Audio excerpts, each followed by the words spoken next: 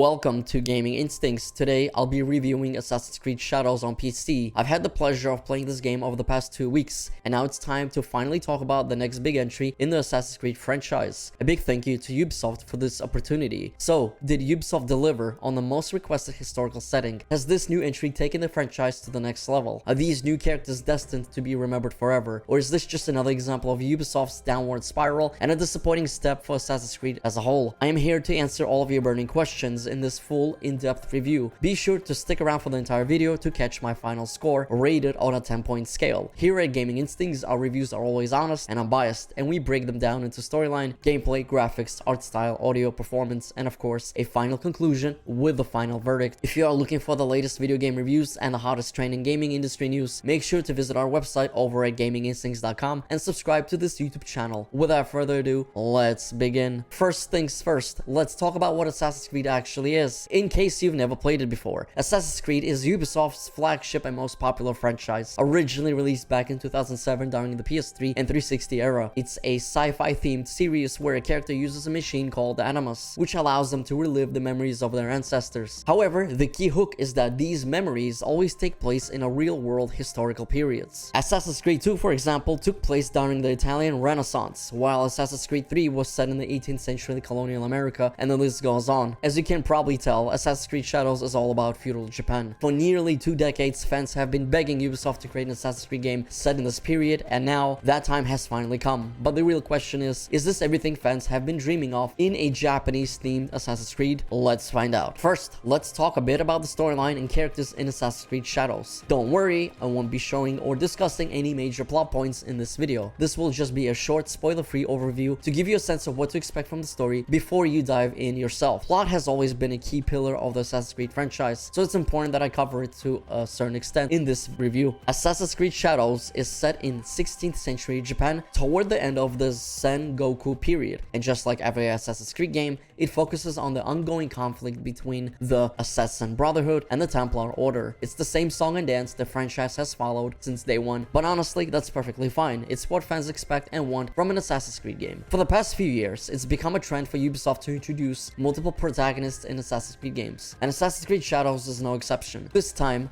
there are 2 main characters who take the center stage. Fujibayashi Naoe, who is a kunoichi, a female shinobi. In other words, a shinobi is essentially what most people would recognize as a ninja. Then there's Yasuke, an African samurai inspired by the real historical figure of the same name. Both characters play key roles in the storyline of Assassin's Creed Shadows. One thing worth noting is that for roughly the first 12 hours, you primarily play as Naoe. During this time, the game focuses heavily on her backstory, her personality, and her goals. Later, you'll learn about Yasuke, how their paths cross, and how they eventually become allies. From that point on, both characters become fully playable, and you can switch between them on the fly. It's a noticeably different approach to dual protagonists compared to previous titles in the series. In Assassin's Creed Odyssey, which was released in 2017 and set in ancient Greece, you could choose to play as either Cassandra or Alexios, and that choice locked in your character and gender for the entire game from start to finish. However, they played exactly the same, aside from some minor dialogue differences and of course their gender. There wasn't much that set them apart. In Assassin's Creed Shadows, Yasuke and Naoe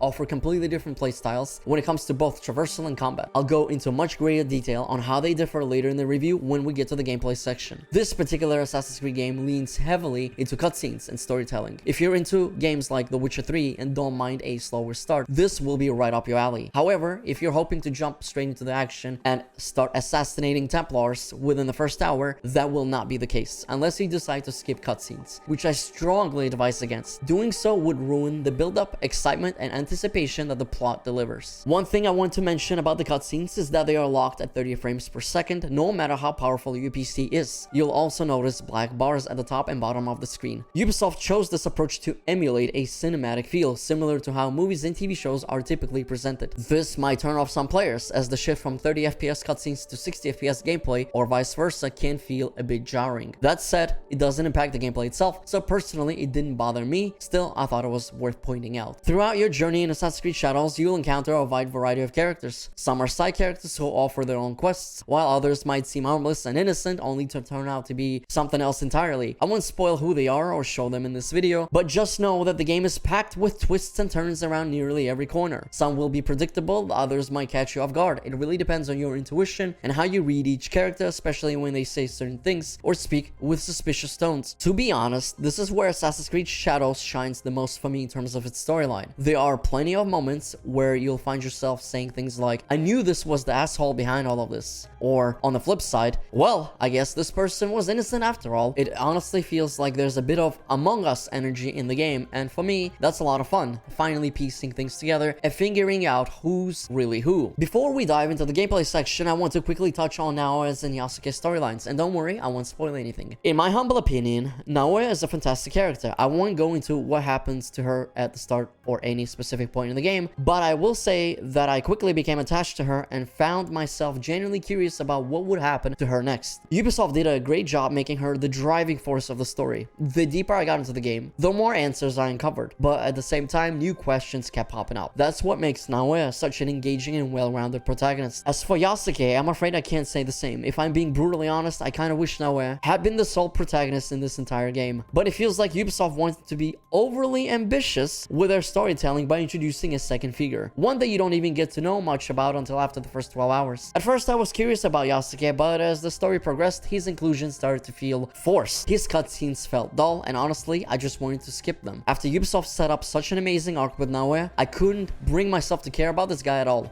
I am sorry, but that's just how I felt. I'm pretty confident that deep down, Ubisoft always intended for Naoe to be the true protagonist of Assassin's Creed Shadows, the one who actually matters from start to finish. You'll probably see this for yourself when you play through the story. My issue with Yasuke is that I just didn't find him interesting at all. He's just kind of there, doing his own thing with his own agenda. Honestly, it would have been much better if Yasuke had his own dedicated story in a future standalone DLC, a season pass, or even his own game entirely. His introduction right after those first 12 fantastic hours with Naoe completely disrupted the pacing for me. Now, instead of staying focused on Naoe, who I actually cared about, I also had to juggle Yasuke's storyline, and it felt like a chore. Another issue I had is that some main questline missions force you to play as Yasuke because they're tied directly to his story. This means you don't have the option to stick with Naoe, and as I mentioned earlier, they play completely differently. Yasuke's gameplay is the polar opposite of what Assassin's Creed is traditionally known for, and that's a major problem for me. But enough about the story. I've told you more than enough about what to expect without spoiling anything. Let's shift gears and dive into the gameplay. The overall gameplay flow of Assassin's Creed Shadows is mostly positive, at least when you are not being forced to play as Yasuke, but I'll get into that more later. When it comes to stealth and exploration, I think it's a big improvement over what Assassin's Creed Valhalla and Assassin's Creed Odyssey offered. The stealth mechanics and exploration here feel far more refined and satisfying. One of the biggest complaints fans had with the previous entries was how bloated and overwhelming they felt, especially when trying to explore every nook and cranny on the world map and complete everything the game threw at you. I'm happy to say, for the most part, Assassin's Creed Shadows has eliminated that bloat. The game world still feels sizable, but it's far more focused and meaningful this time around. Assassin's Creed Shadows is still a large game, but it feels more contained and much better balanced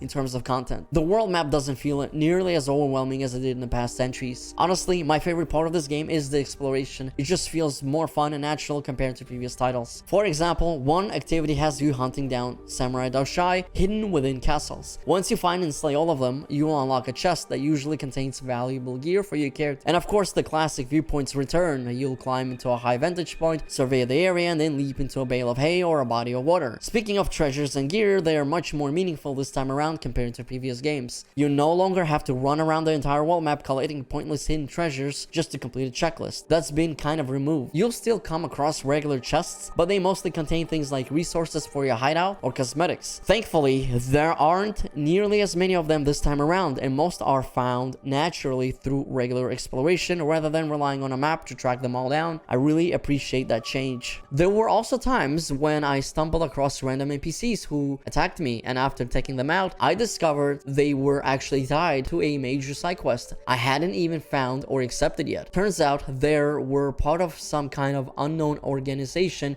within the game. It completely caught me off guard, but in a good way. I always appreciate emergent and surprising gameplay like this. It's a big plus across in my book. For your travels, you'll have a trusty steed to help you get from place to place. However, I did run into some issues with the horse, mostly related to its handling. There were times when it would randomly bump into objects, even when I was clearly following a straight road, and turning around sometimes felt clunky and unintuitive. It didn't happen all the time, but when it did, it was pretty frustrating. Honestly, if my destination wasn't too far, I usually just chose to run there on foot instead. I only really used the horse for longer distances, around 1000 meters or so. There are also character-specific side activities you'll come across. For example, if you're playing as Naoe, you might find special locations where she performs a meditative activity known as Kujikiri. It's essentially a minigame where she sits down to meditate, and you need to follow the rhythm by pressing the buttons that appear on the screen in time with the beats. The longer you meditate, the harder it gets as the buttons and circles eventually disappear from the screen. Surprisingly, it's a pretty relaxing minigame, and if you complete it successfully, you'll earn a knowledge point, which can be used to unlock new abilities in Naoe's mastery tree. Some Kujikiri sessions will even unlock side quests that dive into Naoe's past, including her relationship with her father. In my opinion, this is a great implementation of side content. It rewards you on multiple levels, is genuinely fun, and adds meaningful backstory to a character you're already invested in. You'll also come across temples during your exploration where you'll need to find hidden pages. Collect all the pages and you'll be rewarded with knowledge points. On top of that, there are shrines scattered throughout the world where you can stop and pray to pay your respects, and yes, these also grant knowledge points. The point I am making here is simple. Exploration is key to progressing your character, and honestly, I really like that. The Kujikiri activity is exclusive to Naoe, while Yasuke has his own unique side activities such as kata and horse archery. In kata, Yasuke practices and learns combat moves by following button prompts. In horse archery, you'll eliminate targets while your horse moves automatically on a set path. These activities are a nice way to break up the pace and give you something different to do outside of the main storyline, while also granting knowledge points so you can progress your character. If you want to max out your characters as quickly as possible, make sure to complete all the side activities you come across. Thankfully, they're relatively short and don't overstay their welcome, so they never feel like a chore. Now let's talk about the masteries. They're essentially the skill trees or specs for your characters. Naoe has a total of 6: Katana, Kasarigama, Kanto, Tools, Shinobi, and Assassin. As Naoe, you'll have access to 3 different weapons. First, there's the Katana,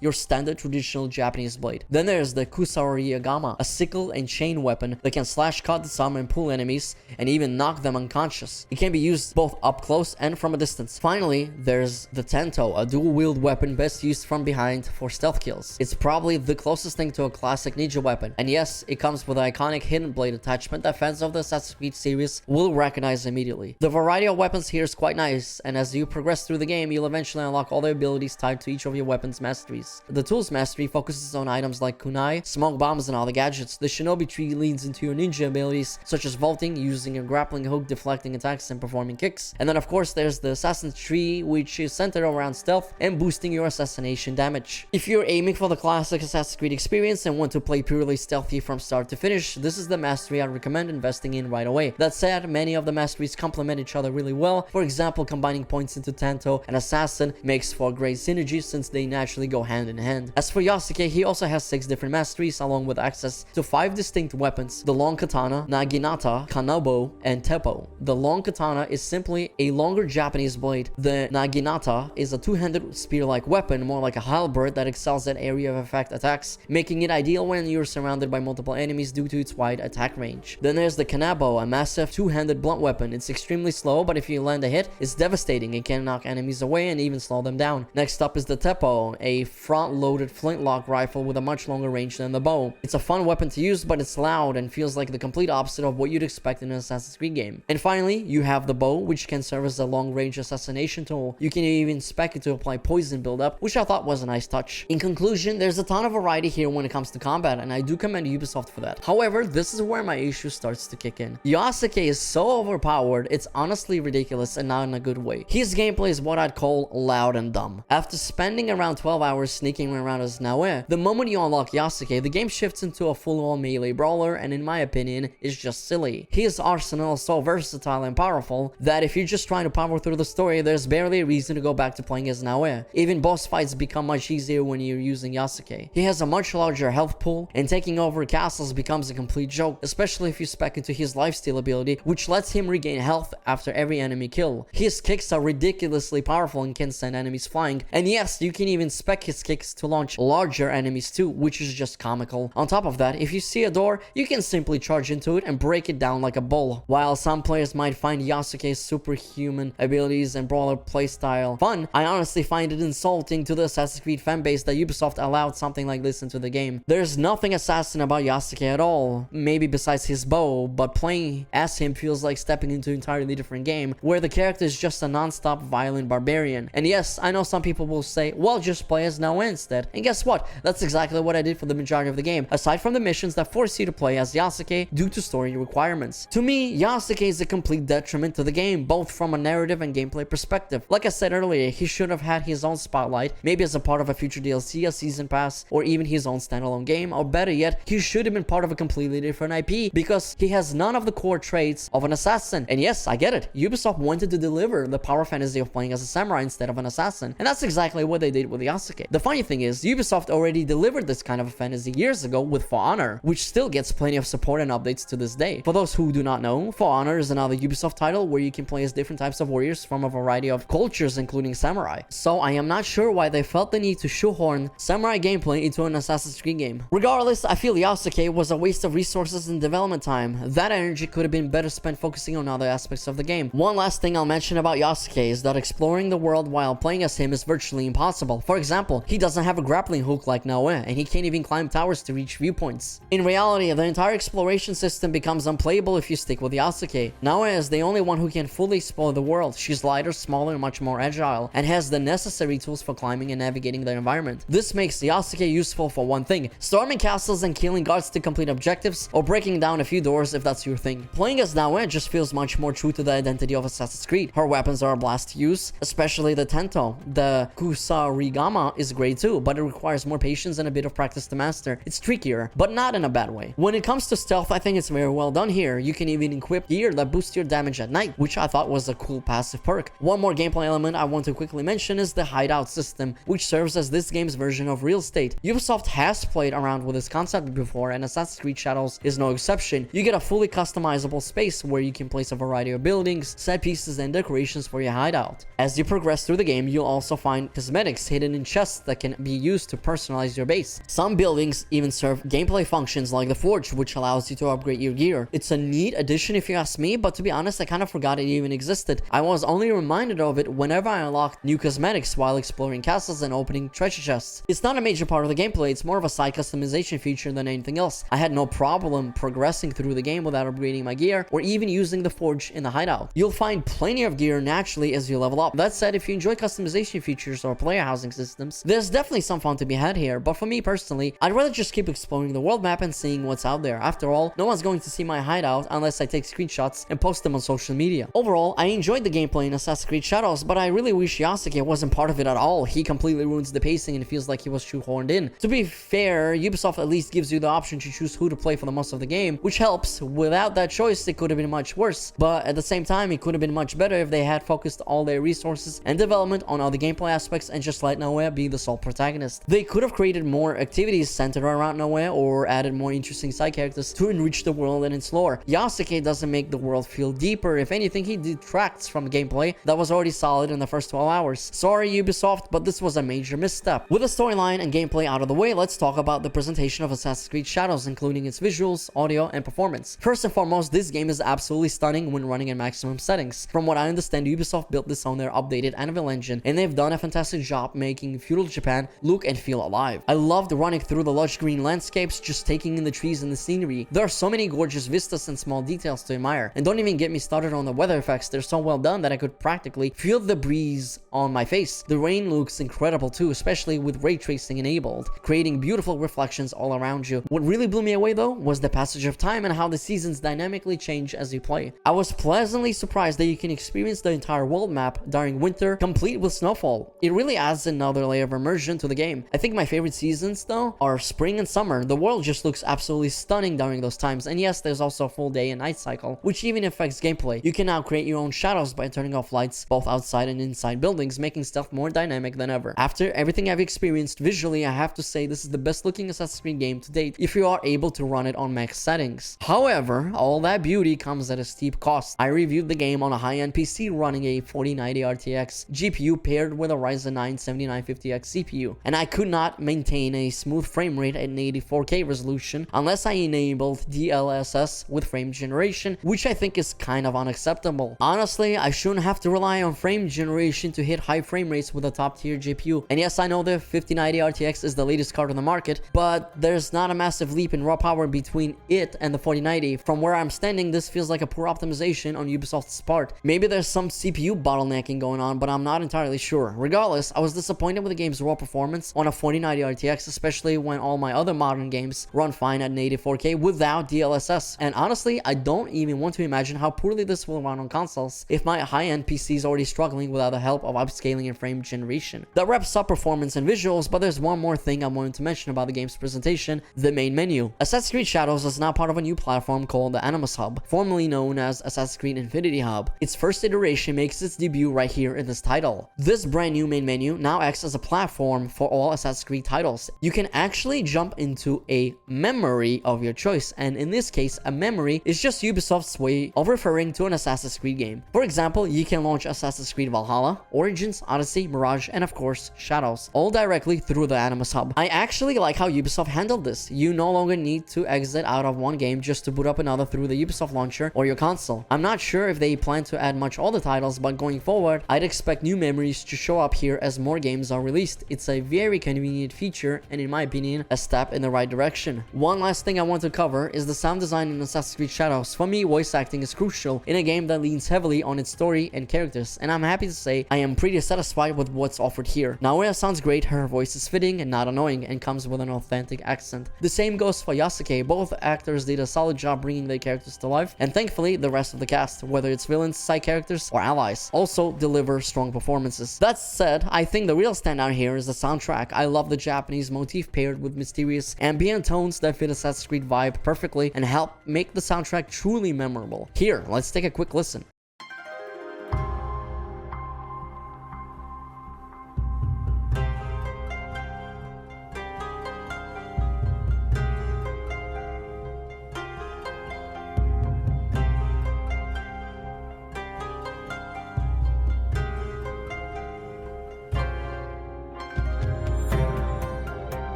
The only odd thing I noticed in terms of sound design is that in certain sequences, some strange licensed Japanese pop music kicks in. I'm not exactly sure why Ubisoft chose to include this, but it completely killed the vibe and feels totally unnecessary. You'll know exactly what I'm talking about once you play the game. In conclusion, Assassin's Creed Shadows is a good game, but it could have been much better. The foundation is strong and there are plenty of good ideas here. Visually, the game is stunning, the stealth mechanics are well executed, and the exploration is genuinely enjoyable. However, after that 12-hour mark, when Yasuke was fully introduced and unlocked, the game started to lose its charm for me. I was really enjoying the focus on Naoe, and then Yasuke gets thrown into the mix for the rest of the story and gameplay. I just didn't care about his character or his storyline, and being forced into the main quest missions where you have no choice but to play as him became a frustrating disruption to the otherwise solid pacing. On top of that, his gameplay doesn't feel like it belongs in an Assassin's Creed game at all, as I previously said. Honestly, this could have been close to a masterpiece if Ubisoft had stuck with Naoe as the sole focus. To be fair, the game still has more good than bad, but the rough spots like the poor optimization definitely drags it down. On top of that, Ubisoft continues its trend of greed by adding microtransactions, allowing you to buy some really badass looking armor, complete with insane stats that actually affect gameplay. And since there are two playable characters, that means double the armor and weapons to tempt you into spending even more money. Oh, and yes, you can even unlock the entire map by paying real cash. In previous titles, you could unlock maps using in-game currency, but now we're in an era where you either explore it yourself or pay up. I get it, game development is expensive these days, but this is a full price $70 game, and all the entries in the series never had this level of monetization until recent times. These microtransactions make it feel like a cheap mobile game knockoff, and it's honestly disappointing. This is also a single player game where you can't even show off your gear to other players online, so I don't see the point of it, other than Ubisoft trying to squeeze more money out of their player base. Normally, I'm fine with spending money on skins, but not in a single player game where it actively makes the gameplay easier. That level of greed is just ridiculous and honestly pretty pathetic. I'm only okay with buying extras in live service games where other players can actually see your cosmetics and where they stay purely cosmetic and the game is mostly free to play. Unfortunately, that is not the case here with Assassin's Creed Shadows. With all that said, Assassin's Creed Shadows is getting a final score of 7 out of 10. It's a good game, and as someone who's been a fan of the series since the very first release back in 2007, there's definitely a lot here to appreciate and enjoy. However, the negatives were too much for me to ignore, and I had to dock quite a few points because of them. I really wanted to like Yasuke, but I just couldn't. He felt completely forced into the story and gameplay. Add in the poor PC optimization and the ever-present Ubisoft greed, and well, here we are. However, everything else in this game is fantastic, and I hope there's more of that coming in future titles, assuming that Ubisoft doesn't fall apart with how bad the company is doing right now in terms of their stock. This game would have received an easy 9 out of 10 if Yasuke never existed to begin with, and it would have been a 10 out of 10 if Ubisoft was not so greedy with their goofy, silly store items in a single-player game and poor PC optimization. If I were you, I'd wait a week or so for the game to go on sale to get it at a cheaper price. The Ubisoft titles usually fall in value rather quickly, and you can find them much cheaper. The game will take you a while to finish, probably upwards of 30 to 50 hours, maybe more depending on your pace and how much of the game you want to complete. Ubisoft had the potential for a standout game, but their greed and baffling choices, chief among them the forced inclusion of Yasuke, undermined the pacing and shattered what could have been a cohesive narrative and fluid gameplay experience. Thank you for watching, and stay tuned for more video game reviews. If you enjoyed this video or found it helpful in any way, then make sure to hit like and subscribe with notifications turned on. Peace out and happy gaming.